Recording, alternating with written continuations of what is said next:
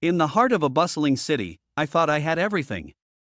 My name is Jason, and for 5 years, I was married to Clara, the woman I believed was my soulmate. She was a talented artist, a dreamer who filled our lives with color and warmth. Together, we built a life that seemed perfect to anyone looking in from the outside.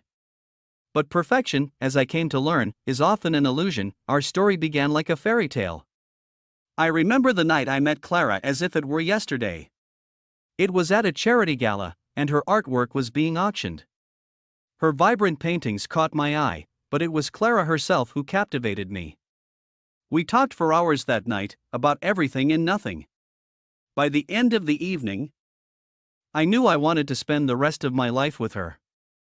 Our courtship was a whirlwind of romance, late-night drives to the beach, surprise gifts, and shared dreams. Clara even painted scenes from our adventures, immortalizing them on canvas. I thought we had it all. Every Sunday morning, we made pancakes together. Clara would always end up smudging flour on my nose, laughing as she kissed it away. I left her little notes in unexpected places inside her sketchbooks, taped to the bathroom mirror, reminding her how much I loved her. We celebrated every milestone with joy, always believing that our bond was unbreakable. Or so I thought. The night everything changed is seared into my memory. Clara had left her phone on the kitchen counter, and a notification lit up the screen. It wasn't my nature to snoop, but something compelled me to look. What I found shattered me. A series of texts revealed her one-night stand with someone she met at a gallery opening. My hand shook as I read the messages, each one a dagger to my heart. I couldn't believe it. The woman I had trusted more than anyone had betrayed me. I spent days in a fog of disbelief and anger. Every memory we had shared felt tainted. I wanted to confront her, to scream and demand answers, but something inside me held back. Instead, I decided to take a different approach. If Clara could play games, so could I. I would show her the pain she had caused me, in ways she would never forget. I started by pretending everything was normal. It was excruciating to smile at her, to kiss her, knowing what I knew. But I needed time to plan. I began gathering evidence, screenshots of the messages, tracking her movements, piecing together the timeline of her betrayal.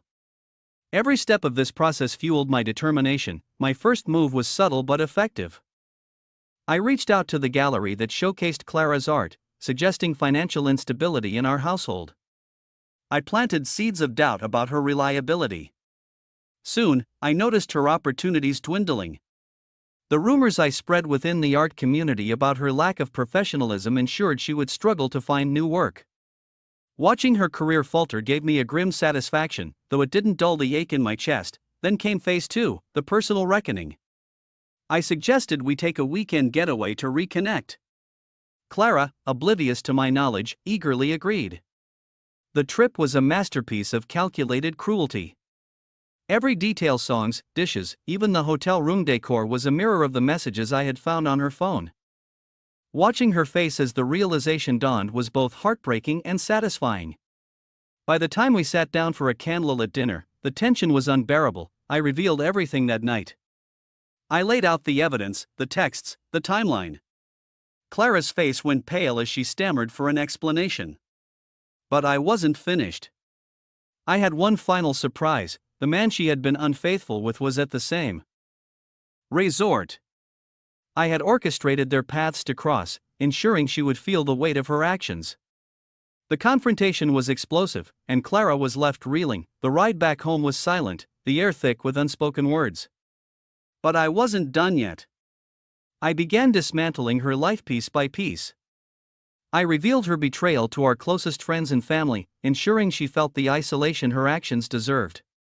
I even shared the truth with her art community, leaving her reputation in tatters. She had no one left to turn to. Despite my resolve, each day after that confrontation grew heavier. The satisfaction I had felt began to fade, replaced by an emptiness I couldn't shake. Late at night, I found myself flipping through old photo albums, rereading Clara's letters. Her words were filled with promises, dreams, and the love we had once shared. I couldn't escape the memories of the good times, and they haunted me relentlessly. As weeks turned into months, Clara disappeared from the public eye. She retreated to a small cabin in the countryside, pouring her guilt and regret into her art. Her paintings became raw, vulnerable, capturing emotions I hadn't seen from her before. Each piece seemed to tell a story of sorrow and self-reflection, and slowly, her work began to attract attention again. The art world, once close to her, started to take notice of this transformation. For me, life didn't stand still either. My business flourished, but success felt hollow. I threw myself into my work, hoping to fill the void left by Clara's betrayal. I began attending charity events and organizing fundraisers, trying to find a sense of purpose beyond the pain. One such event brought me face to face with her artwork again.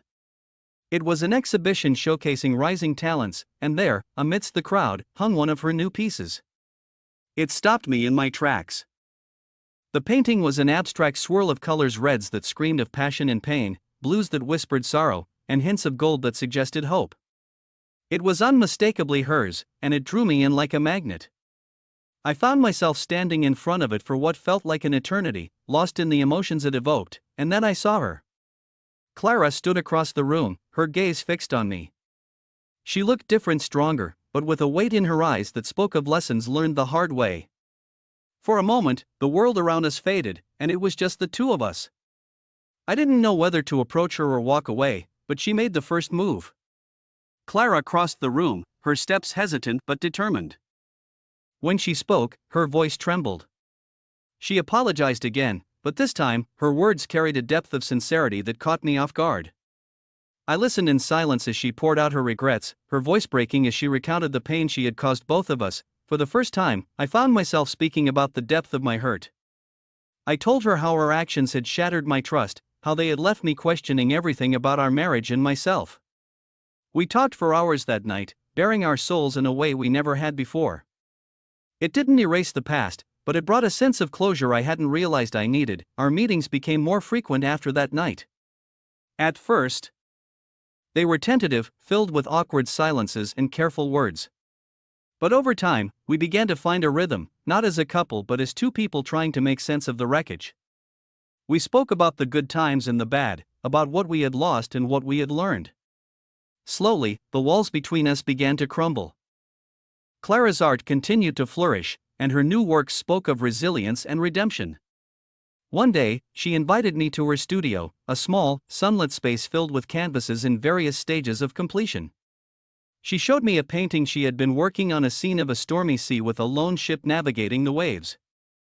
"This is us," she said softly, her eyes meeting mine. "Trying to find our way through the storm." I didn't know what the future held for us. The scars of betrayal ran deep, but so did the love we once shared. For now, we were learning to forgive not just each other, but ourselves. And maybe, just maybe, that was enough to start anew. For the first time in a long time, I felt a glimmer of hope. And in that moment, I realized that while our story had taken a dark turn, it wasn't over yet. There was still more to write, and this time, we would do it together.